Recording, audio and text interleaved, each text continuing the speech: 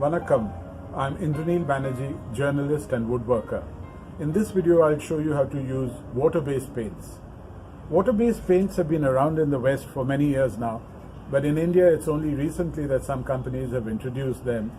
And one of the companies that have introduced them is Akzo Nobel, the makers of the Dulux brand of paints. And I've been using the water-based paints for some time now. And I find that these water-based paints have a lot of advantages over the normal oil-based paints. So let me show you in this video what the advantages are and how you can use these water-based paints to your advantage. In this demo, we are going to paint a shoe rack made from these really old and battered boards which have been lying around for weeks in the sun and rain. Let's see how the water-based paints do. So this is essentially going to be a rack for keeping shoes, but we're going to use the water-based paint to paint this and see how it works on already painted surfaces and whether it adheres properly. Before applying paint, I'm going to sand this with first 80 and then 120 and then 180 grit sandpaper.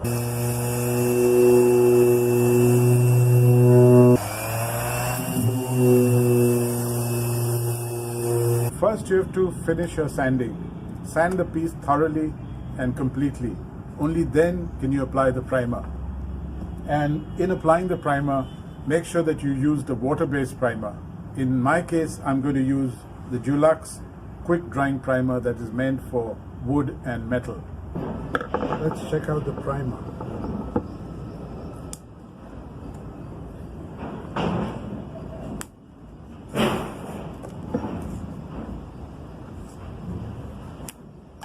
You can see it's pretty thick stuff.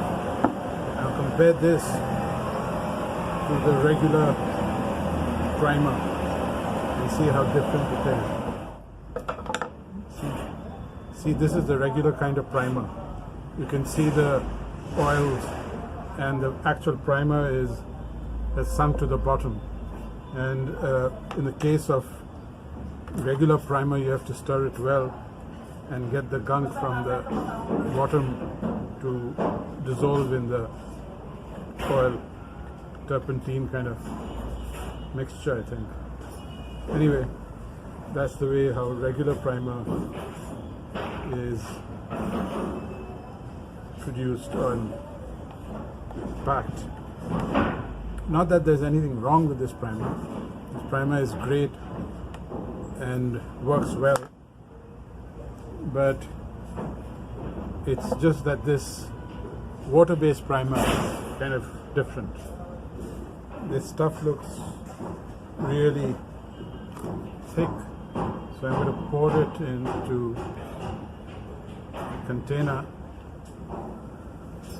and dilute it with a bit of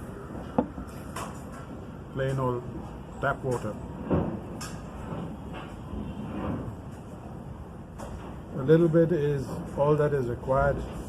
Just take a wee bit of water and mix this well. I'm going to take the brush and just duck it in a bit of water.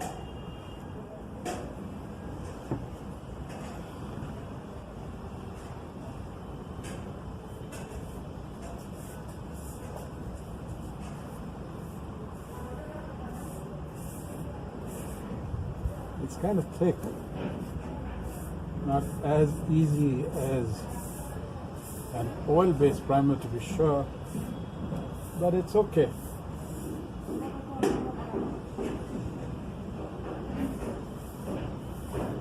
Old surfaces should be thoroughly covered. The first coat of primer doesn't have to be perfect because the second coat will cover most gaps and blemishes.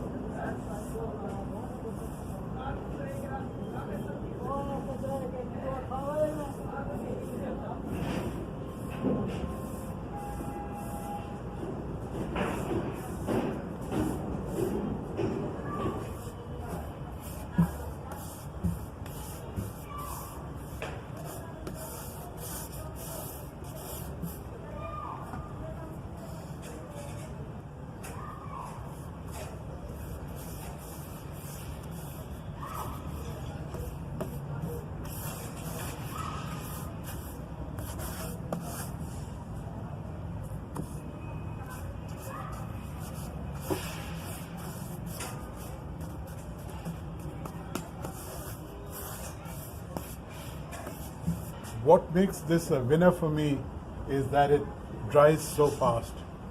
I painted this 5 minutes ago and it's already dry. Not just dry to the touch, it is completely dry. Now I can sand this and put on another coat. This is what it looks like after one coat of primer and a little bit of sanding.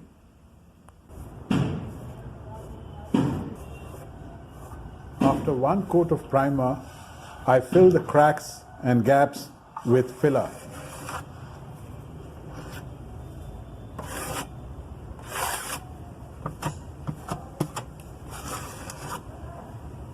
After the first coat of primer is applied, sanding often leaves the high spots in the boards exposed.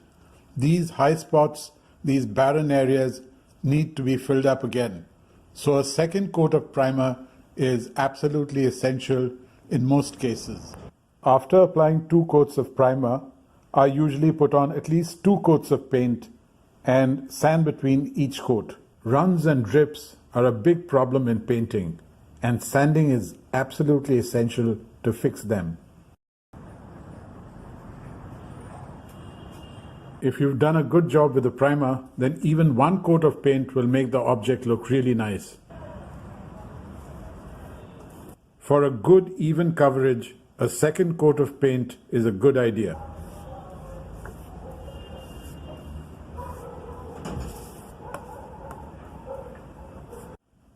The rack is ready after 2 coats of paint. To give it a final gloss, I'm going to rub it down with very fine sandpaper, maybe 600 or 800 grit. I'm totally sold on water-based paints, and there are several good reasons for that.